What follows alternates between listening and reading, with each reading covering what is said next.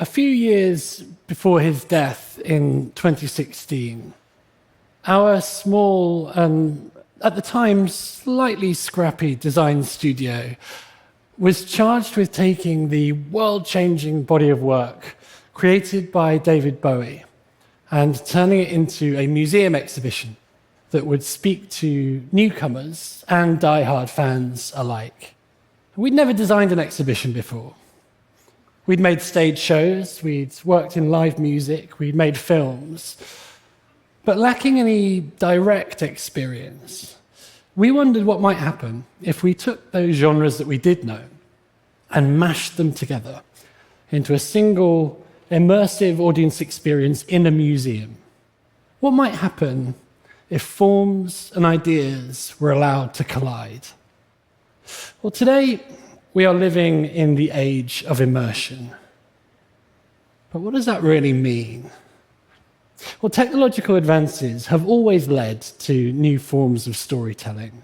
If you think about the amphitheater, or the printing press, or celluloid, or the internet.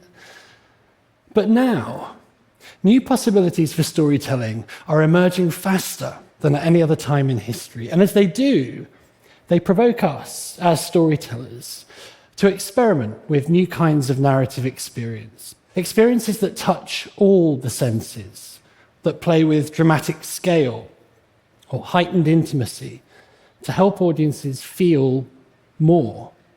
Now, many of these experiences are supercharged by technology, but the very best of them aren't defined by it. The power of the story, rather than the novelty of the hardware, remains the key. Throughout his career, David Bowie resisted calls to stick to one genre or even one art form. He was the very embodiment of the collision of ideas. So in thinking about how to tell his story, it seemed fitting to look at his work through a kaleidoscopic lens, constantly shifting, fractured, but always luminous. The first thing we did was to abandon any sense of a traditional linear narrative, and instead we collaged together a whirlwind of objects, costume, props, music, and image to create a form that felt true to Bowie's magpie-like mentality, that celebrated the collision of ideas. Now, the exhibition was a kind of promenade through a cubist portrait of the artist, leading to a finale of live performance that we hoped might somehow capture some of that intangible magic that truly great performers can cast on their audiences. Now, we couldn't literally recreate a Bowie gig, and we didn't really want to either.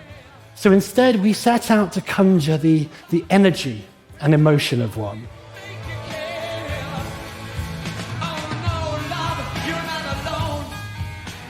Oh no, love, you're not alone, Bowie sang in this, his last ever performance as Ziggy Stardust.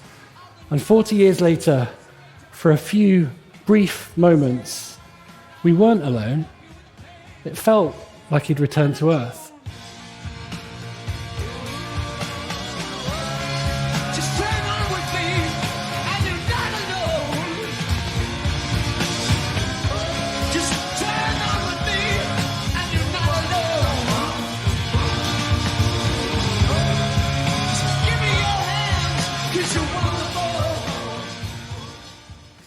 From a starman of one kind to starmen of another.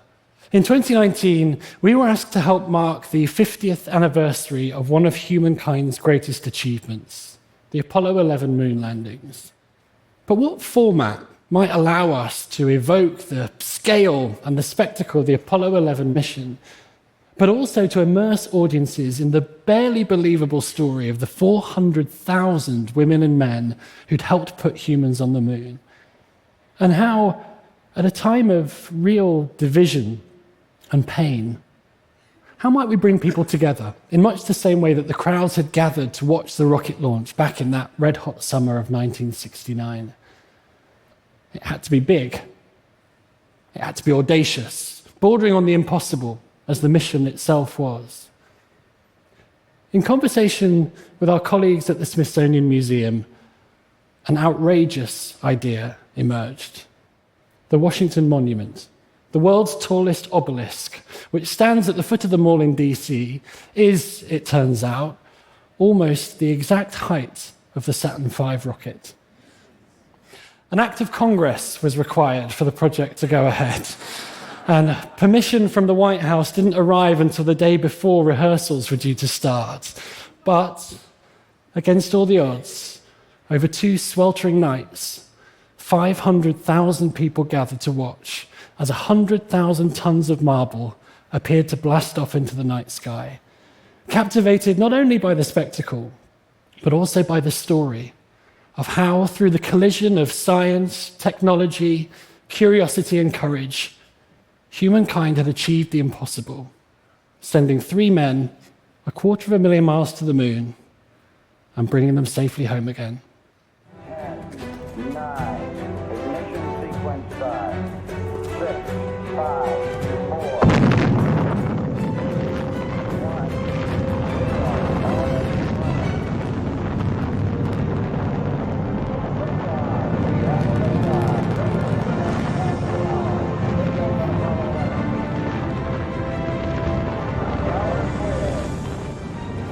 The collision of ideas behind shows like David Bowie is and Go for the Moon allowed us to tell other people's stories in novel ways.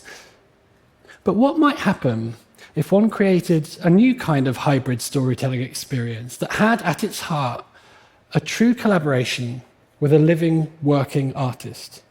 Might that kind of collision lead to a new art form? Well, the artist we dreamed of working with was David Hockney.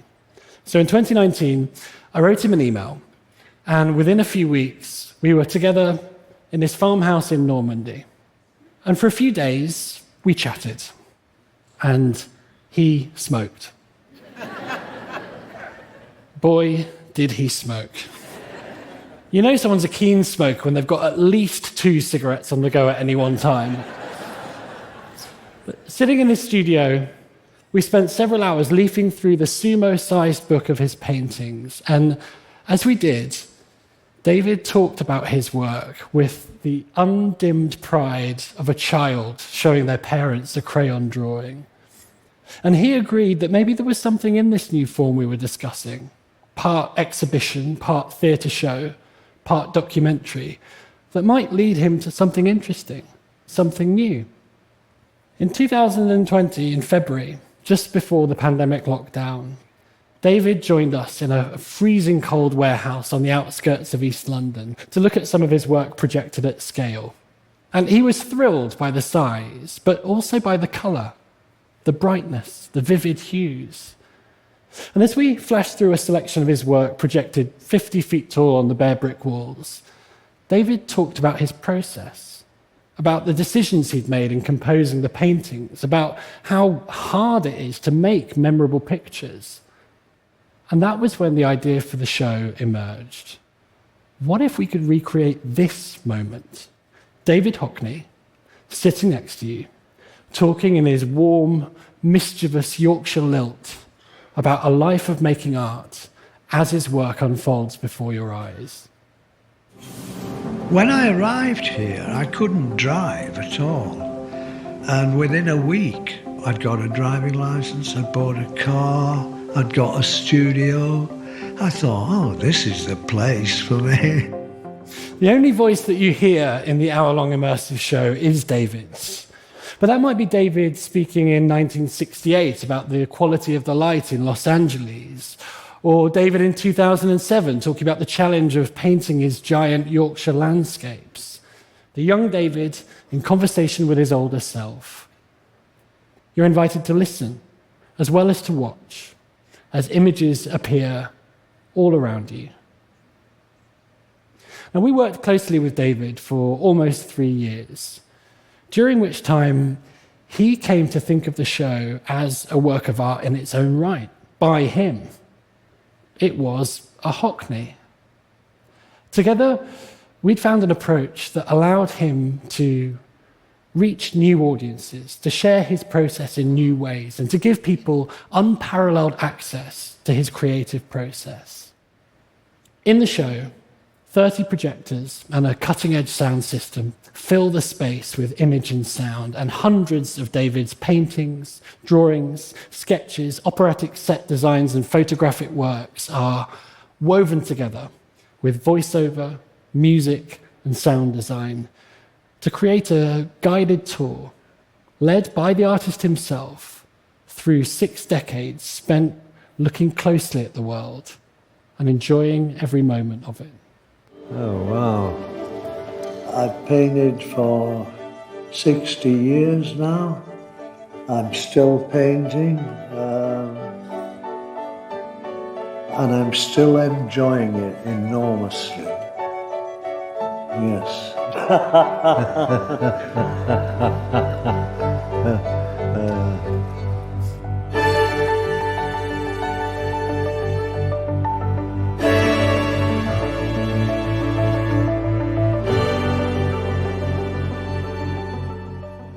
That's David's motto right there, words to live by. So what does the future of immersive entertainment look like? Is it VR, AR, XR, AI? The truth is that none of us know. But those technologies that might otherwise threaten to isolate us can actually be harnessed to bring us together. And not just as audience members, but also as creators.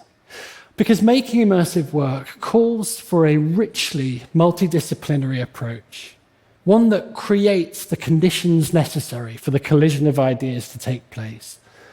An approach in which architects and animators, directors and designers, writers and technologists are brought together as if in a kind of cultural Large Hadron Collider, a machine in which multiple disciplines can be accelerated towards one another in the hope that the resulting collision might release something new, something energetic, something that has the power to change the direction of the bodies involved. 5, 4, 3, 2, 1.